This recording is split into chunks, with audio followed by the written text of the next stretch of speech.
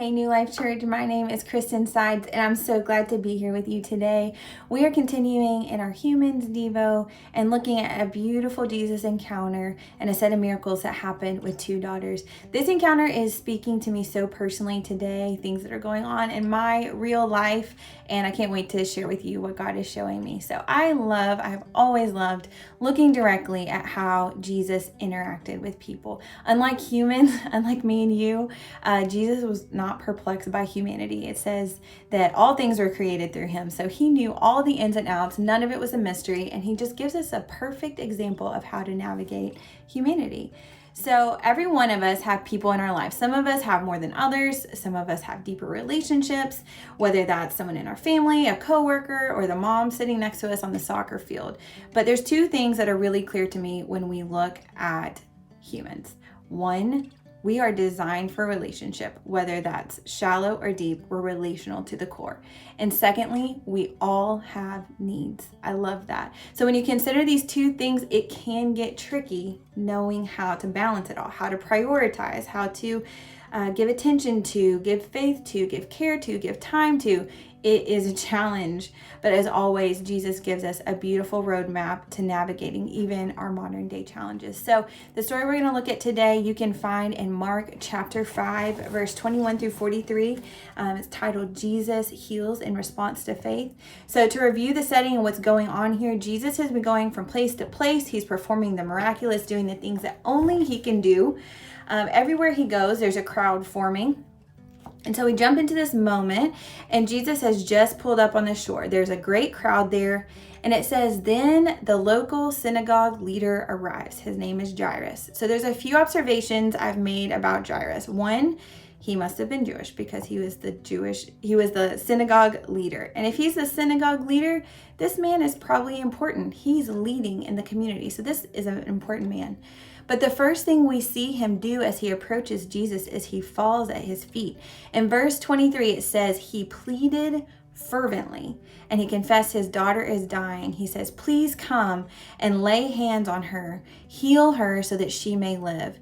Jairus was face to face, and I have to believe this was not his first experience with death. I would imagine a man in ministry has walked with people through moments of death and grieving many times before. However, this is different. This is his own daughter. We see something shift. I'm sure Jairus was praying. I'm sure he was going to his faith. I'm sure he was going to the scripture and trying to be as faithful as he can, but this was something different. This was a new level of desperation. And how many know when you get to those points, you're willing to push beyond your comfort zone, do things you've never done before.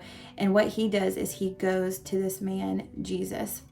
He knows that an intervention from Jesus moves the expectation to healing and life. And I love that. It says in verse 24, this is so funny. Jairus makes this big plead to Jesus.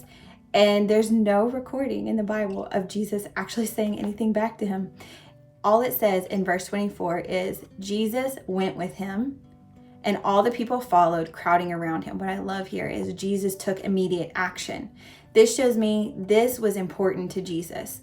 So as they're on their way to Jairus' house, where his daughter is dying, a woman who is in the crowd has this moment of boldness. So this other scenario begins. I observe a few things about this woman. One, she was just a woman in the crowd around Jesus. That tells me she has heard about him, but she may not be a real follower of him. She may just be checking this thing out. She was also watching this whole scene with Jairus and Jesus play out. She saw Jairus' faith. She saw Jesus' action. This was also a woman who was well acquainted with suffering. It says that she had been bleeding, dealing with an issue of blood for 12 years. The Bible describes this as a terrible disease. It talks about the money she had spent and how many doctors she had sought out for a solution. So this is a woman who has been through it. So I imagine she's in this crowd and in this moment, and the desperation from the years of suffering, the sacrifices, the searching, it births this moment of boldness. What did she have to lose? She pushes forward through the crowd and she exercises a very personal faith. Jairus' faith was out loud. It was in front of the whole crowd. He pleads, he drops to his knees and he pleads and asks Jesus to come intervene. But here, when we look at the woman, she exercised a very personal faith. It says in verse 28, for she thought to herself, she didn't even speak this out loud. She thought, if I can touch his robe, I will be healed. So she reaches out, she touches his robe, and then she's confronted by Jesus as he whips around and says, who touched my robe? After a snarky remark from the disciples, she comes forward trembling, bowed low, and she tells him what she had done. And in verse 34, Jesus says to her, daughter, your faith has made you well.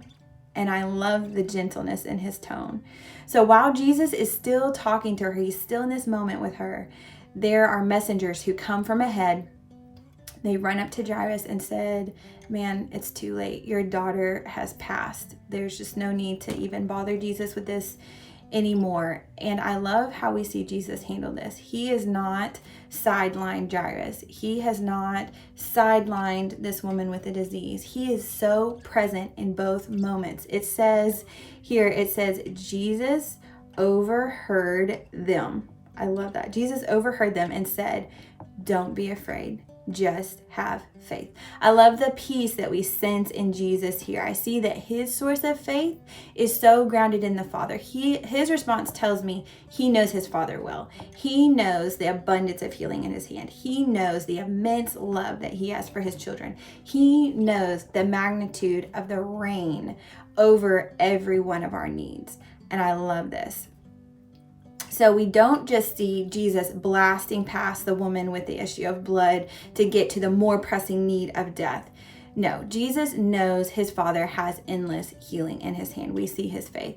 So at the end of this passage, we see Jesus go into their home where it's very evident that faith is not at play. There is a lot of weeping. There's a lot of wailing. It says there's a lot of commotion. There's even mention of mocking as the crowd laughs at Jesus when Jesus says, she's only asleep. And I can so easily picture myself there. I want to say I would have faith, but I can definitely see myself chuckling inside when Jesus says she's only asleep. And I'm like, no, Jesus, she's dead. And that response is so challenging to me. So next we see Jesus enter the room. He takes people of faith with him into that room. He grabs the daughter's hand and he lifts her back to life. I can't even imagine how that whole atmosphere shifts in that instant.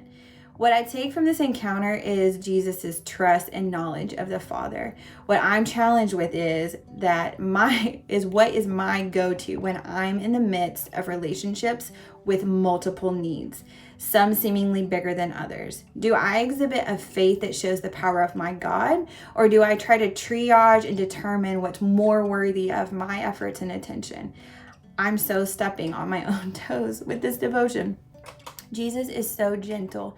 Every single need is a moment for faith, whether that's my 4-year-old asking for prayer over the paper cut on her finger and seeing that it's better the next day, or if it's believing with a friend for a cancer diagnosis to be reversed or canceled. Today, I want to challenge us not to just look at the size of the need, but to truly press in to the size of our God and his faithfulness. God bless you, New Life Church. I hope that you are encouraged today.